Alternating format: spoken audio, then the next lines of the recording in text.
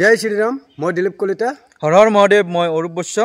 আজি আমি এটা ঐতিহাসিক অনুষ্ঠানলৈ গৈ আছোঁ পাহাৰৰ মাজে মাজে। বৰ্তমান আমি আহি কেদাৰ মন্দিৰৰ চিৰিগুৰিত আছোঁ আৰু কেদাৰ মন্দিৰৰ পৰা আমি সেইফালে পাহাৰৰ মাজে মাজে যাব লাগিব। এটা দুৰ্গম পথ, তাত এডাল গছ আছে। সেই গছডালৰ লগত কিনো কাহিনী জড়িত হৈ আছে আমি সকলোৱে সবিশেষখিনি জানো আহোঁ। এয়া আপোনালোকে দেখিছে, এই কেদাৰ মন্দিৰৰ পৰা চিৰিখন নামি আহি কমলেশ্বৰ মন্দিৰ পায়। অৰ্থাৎ সেইফালে এখন চিৰিটো আছেই, সেই চিৰিৰ পৰা চকত গাড়ী ৰাখি মানুহে উঠি আহি কেদাৰ দুৰ্গা সেই মন্দিৰকেইটাৰ চোতালখন পায়। তাৰপিছত এইখন চিৰিৰে নামি আহি এইটো শিৱকুণ্ড পুখুৰী, তাৰপিছত এইফালে কমলেশ্বৰ মন্দিৰ। আৰু এনেকুৱা কৰি আহি এই কমলেশ্বৰৰ পৰা চিধাই আহি যিটো পথ যাব, এই দুৰ্গম পথেৰে আমি বৰ্তমান সেই ঠাইখিনিলৈ গৈ আছোঁ। আমাৰ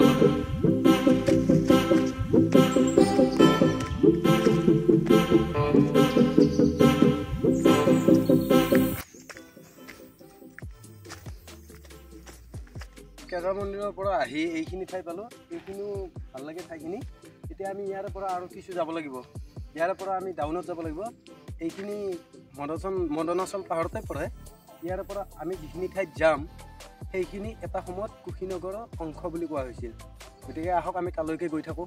আমি আহি আছোঁ।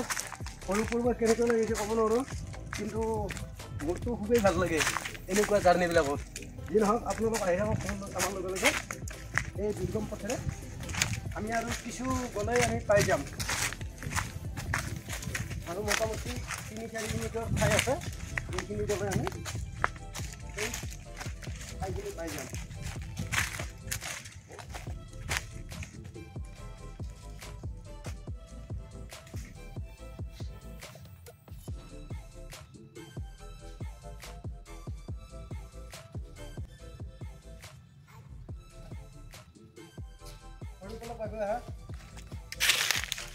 এটা সময়ত এইফালেৰে অভয়পুৰৰ পৰা বহুত তীৰ্থযাত্ৰীয়ে এই পথেৰেই তাৰমানে কেদাৰ মন্দিৰত গৈছিল।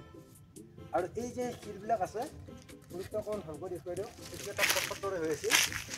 এই পথেৰে তাৰমানে একেবাৰে তালৈকে আছে, বাকীবিলাক বৰষুণত খহি হৈ গৈছে। এই পথেৰেই তাৰমানে অভয়পুৰৰ পৰা মানুহে ভোগ দিব আহে, মন্দিৰ সেৱা কৰিব আহে আৰু এই পথেৰেই গুচি যায়। যি সময়ত এই ঠাইখিনিত হিংস্ৰ প্ৰাণীও থকা বুলি এটা জনবিশ্বাস আছে। বলক এতিয়া আৰু অকণমান আছে, আমি তালৈকে গৈ থাকোঁ।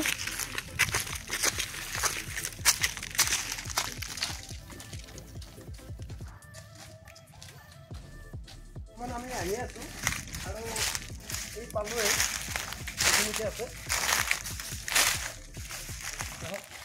সোনকালে আমি কৈ পালে হয়। আমি এই গছডালৰ মুখ্য কাৰণটোলৈ আহোঁ।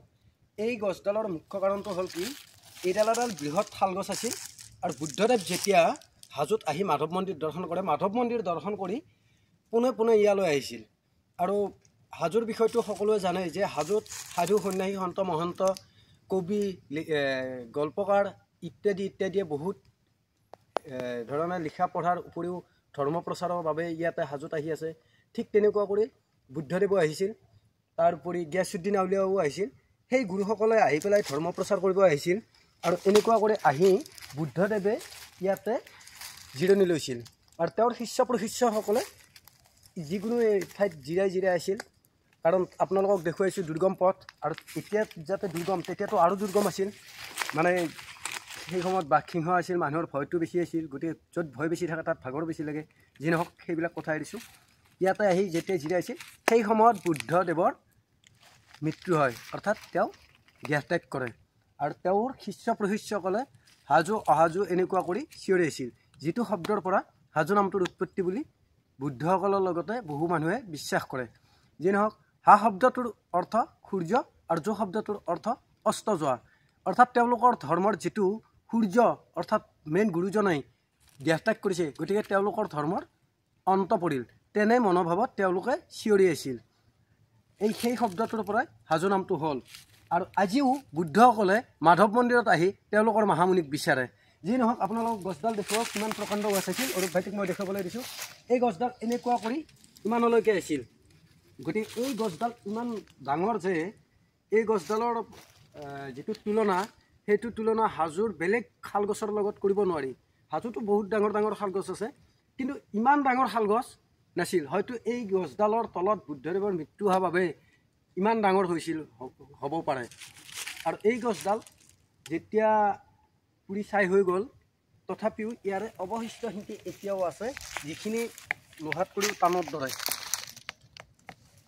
আজি আপোনালোকক আমি এই ভিডিঅ'টো যে দেখুৱালোঁ এই ভিডিঅ'টোৰ পৰা আমি জানো যে ইয়াতে আমাৰ হাজোত বহুতো সন্ন্যাসী বা ধৰ্মগুৰুৱে আহি হাজোত বিভিন্ন ধৰণে ধৰ্ম প্ৰচাৰ কৰাৰ লগে লগে হাজোখনৰ ওপৰত তেওঁলোকে আকৰ্ষিতও হৈ আছিল আৰু সেই এটা নিৰ্দেশনা এই বুদ্ধদেৱৰ যিডাল গছত মৃত্যু হৈছিল এইখিনি আৰু এইখিনি কিতাপত উল্লেখ থকা মতে কুশীনগৰৰ কাষত আৰু বৰ্তমান কুশীনগৰৰ কোনো চিনচাপ নাই অনুমান কৰা হয় হাজো পটনি যিখিনি আছে সেইখিনিকে কুশীনগৰ বুলি কৈছিল বোধ হয় সেই হিচাপে কিতাপত উল্লেখ আছে তেওঁলোকক আৰু এটা বস্তু দেখুৱাওঁ যে এইডাল বেলগছ এই বেলগছডালৰ তলত বৰ্তমান মানুহে ত্ৰিশূল পুতি থৈ দিছে মানে যাৰ যি মনৰ আশা সেই মনৰ আশাবিলাক পূৰণৰ ক্ষেত্ৰত আহি ইয়াতে তাৰমানে ভগৱানৰ ওচৰত চাকি ৰূপ জ্বলোৱাৰ উপৰিও তাৰমানে এই ত্ৰিশূল পুতে লাড়ু প্ৰসাদ এইবিলাক ইয়াতে আগবঢ়ায় আৰু এনেকুৱা কৰি বস্ত্ৰ দান কৰে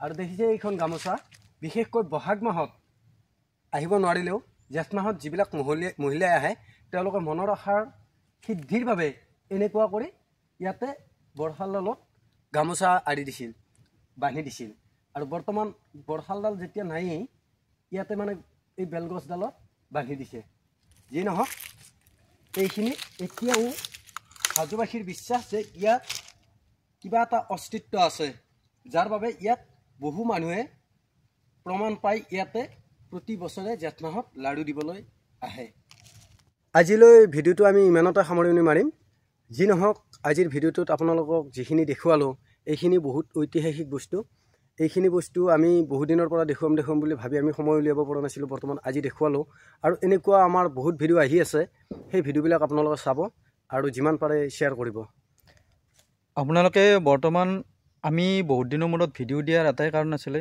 ময়ো বৰ্তমান অসুস্থ হৈছিলোঁ দিলীপ দাও অসুস্থ হৈছিলে আপোনালোকক আগৰ ভিডিঅ'ত গমেই পাব আৰু বৰ্তমান এতিয়া লাহে লাহে সুস্থ হৈ আহিছোঁ মানে ভিডিঅ' ৰেগুলাৰ দিবলৈ চেষ্টা কৰিম আপোনালোকে সম্পূৰ্ণ ভিডিঅ'টো ভালকৈ চাওক তেতিয়াহে গম পাব হাজোৰ ইতিহাস মানে আৰু এখন কিতাপৰ কথা কৈ আছোঁ হাজো বুৰঞ্জী আৰু হাজোৰ বুৰঞ্জী কিতাপখনত আমি নজনা বহুত কথা লুকাই আছে আৰু সেইবিলাক কথা আমি সেইখন কিতাপৰ পৰা সংগ্ৰহ কৰি বৰ্তমান সেই সকলো কথাখিনি আমি প্ৰচাৰ কৰাৰ কাৰণে চেষ্টা কৰি আছোঁ আৰু সকলোৱে যাতে আমাৰ ভিডিঅ'বিলাক চাই শ্বেয়াৰ কৰে আৰু যদি প্ৰথমবাৰৰ বাবে আমাৰ চেনেলটো চাই আছে নিশ্চয় ছাবস্ক্ৰাইব কৰিব লাইক শ্বেয়াৰ কমেণ্ট কৰিব আৰু ভিডিঅ'টো শেষলৈকে চোৱাৰ বাবে সকলোকে ধন্যবাদ